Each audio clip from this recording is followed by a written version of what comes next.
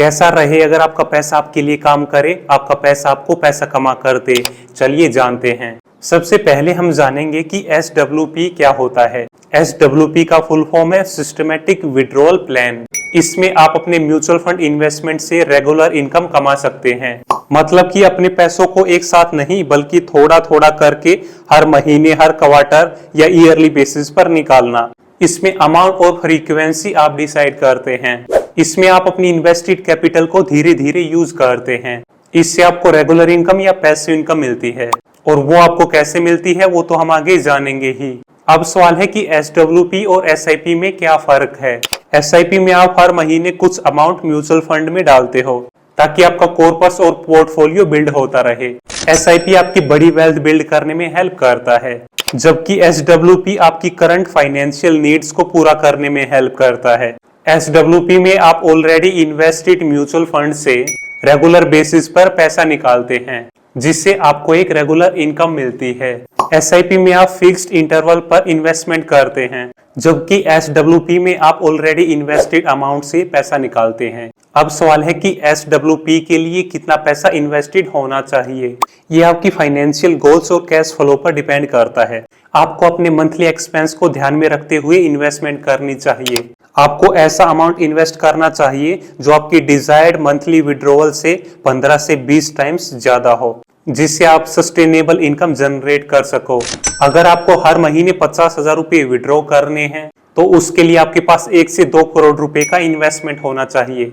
इतने पैसे से आप हमेशा के लिए हर महीने 50,000 रुपए निकाल सकते हैं। आपको मंथली वोलेटिलिटी और इन्फ्लेशन को भी कंसीडर करना चाहिए। आपकी एज और रिस्क कैपेसिटी भी इन्वेस्टमेंट अमाउंट डिसाइड करने में हेल्प करेगा।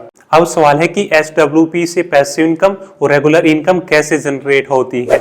जब आप म्यूचुअल फंड्स या किसी इन्वेस्टमेंट स्कीम में SWP के थ्रू इन्वेस्ट करते हैं तो आप अपने प्रिंसिपल अमाउंट से हर महीने एक फिक्स्ड अमाउंट निकालते हैं। इससे आपको एक प्रिडिक्टेबल इनकम मिल जाती है।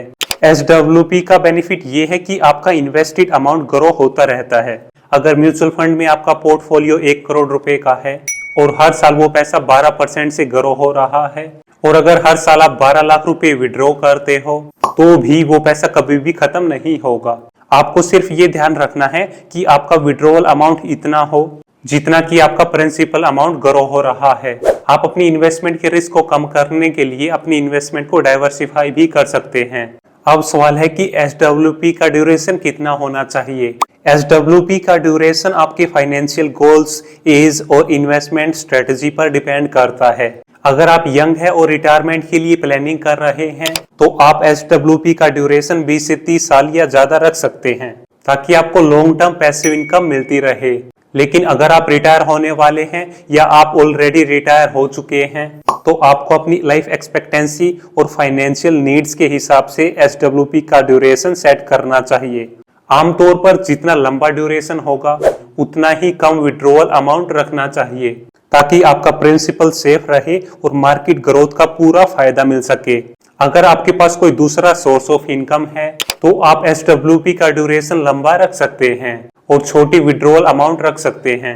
अगर आप मार्केट वोलेटिलिटी हैंडल कर सकते हैं तो लंबा ड्यूरेशन ज्यादा बेनिफिशियल होता है।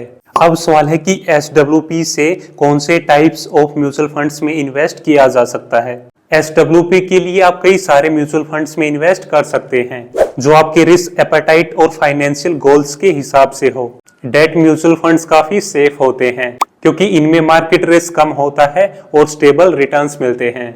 अगर आप थोड़ा ज्यादा रिस्क ले सकते हैं तो बैलेंस्ड हाइब्रिड फंड्स चूज कर सकते हैं, जिसमें इक्विटी और डेट का कॉम्बिनेशन होता है, जिससे ग्रोथ और स्टेबिलिटी दोनों मिले। Equity mutual funds long term growth और हायर रिटर्न्स के लिए काफी सही ऑप्शन है। आप इंडेक्स फंड में भी इन्वेस्ट कर सकते हैं। ये लो कॉस्ट ऑप्शंस होते हैं।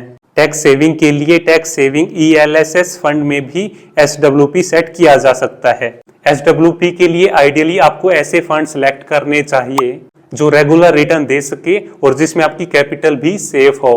अब सवाल है कि क्या SWP हर म्यूचुअल फंड्स में अवेलेबल होती है। SWP हर म्यूचुअल फंड्स में अवेलेबल नहीं होती है। ये मोस्टली उन म्यूचुअल फंड्स में होती है जो डेट, हाइब्रिड या बैलेंस फंड्स कैटेगरी में आते हैं, क्योंकि इनमें रिस्क कम होता है और रिटर्न स्टेबल होते हैं।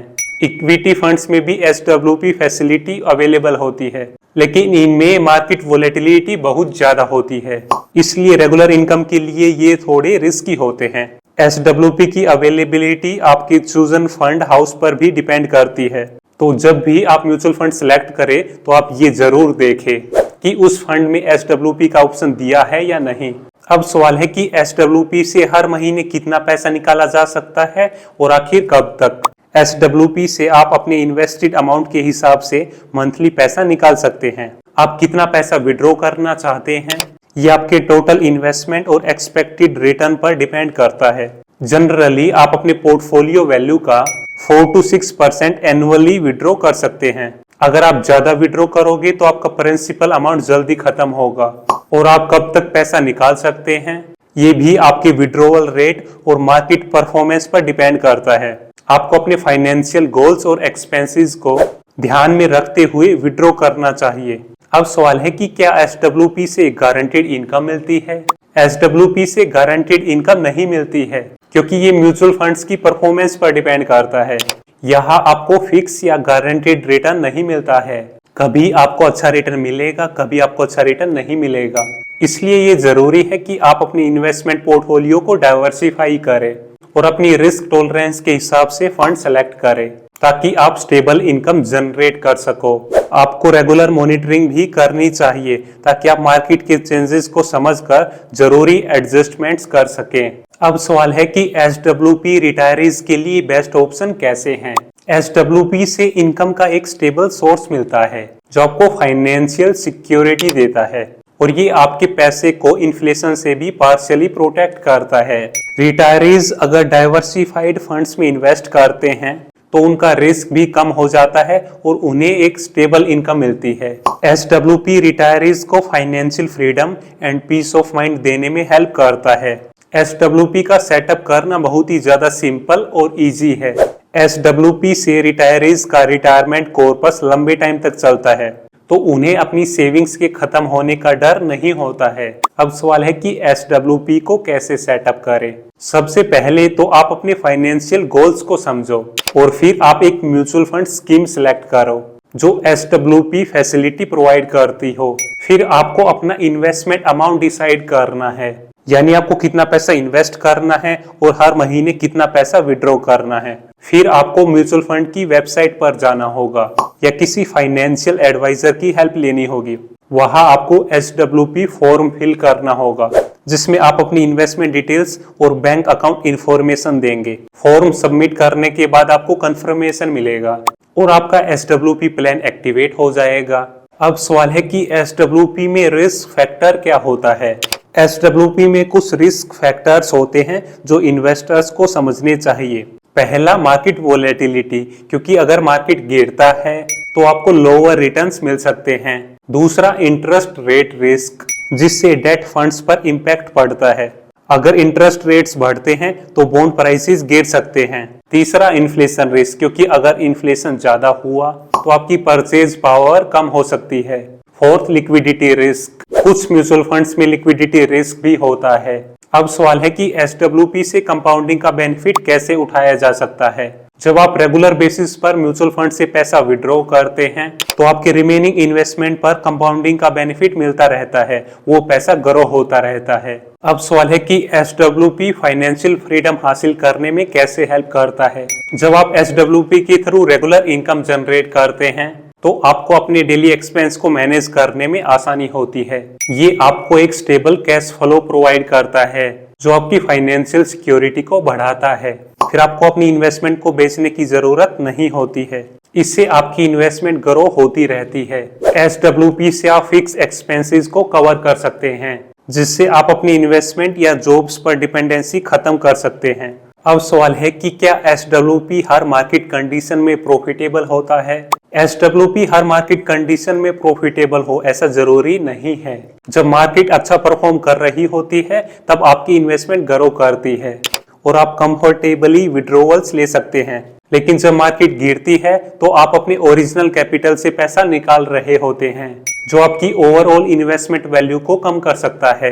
आपको एसेट एलोकेशन और विड्रॉवल रेट ध्यान से सेट करने चाहिए ताकि मार्केट फ्लक्चुएशन का नेगेटिव इम्पैक्ट कम हो। SWP के लिए स्टेबल और कंजर्वेटिव म्यूचुअल फंड सेलेक्ट करें जहां रिटर्न स्टेबल होते हैं। अब सवाल है कि क्या SWP से प्रिंसिपल अमाउंट खत्म हो सकता है? SWP से आपका प्रिंसिपल अमाउंट खत्म हो सकता है अगर आप मार्केट रिटर्न से ज्यादा विड्रॉल करते हैं। अगर आप हर महीने एक फिक्स अमाउंट निकाल रहे हैं लेकिन फंड के रिटर्न्स उससे कम है या नेगेटिव है, तो धीरे धीरे आपका कॉर्पस कम होता जाएगा। इसलिए SWP प्लान सेट करते टाइम ये इंश्योर करना जरूरी है कि विड्रॉल रेट सस्टेनेबल हो और मार्केट रिटर्न्स को मैच करे या एक्सीड करे, ताकि आपका प्रिंसिपल अमाउंट बचा रहे और वो लॉन्ग टर्म तक चले। अगर मार्केट कंसिस्टेंटली अंडर परफॉर्म कर रही है तो SWP के थ्रू रेगुलर विड्रॉल से आपका प्रिंसिपल अमाउंट बहुत जल्दी खत्म होगा। अब सवाल है कि SWP के फायदे और नुकसान क्या है? SWP का सबसे बड़ा फायदा है कि आपको रेगुलर इनकम मिलती है जिससे आप अपना कैश फ्लो अच्छे से मैनेज कर सकते हैं।